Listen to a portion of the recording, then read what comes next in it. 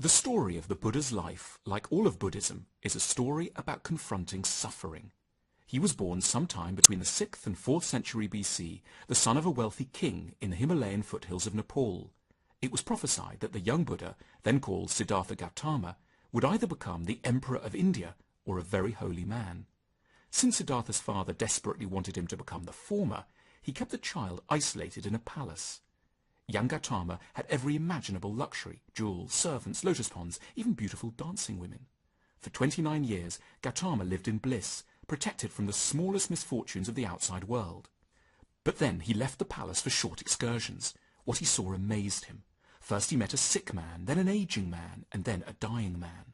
He was astounded to discover that these unfortunate people represented normal, indeed inevitable parts of the human condition that would one day touch him too.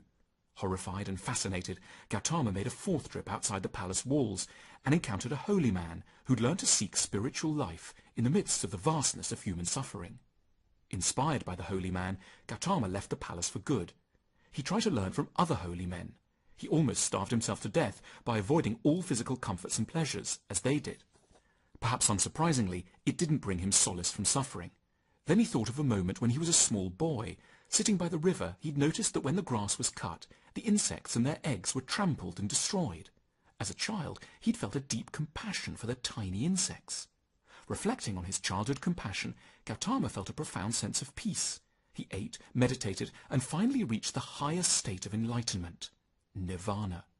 It refers to the blowing out of the flames of desire.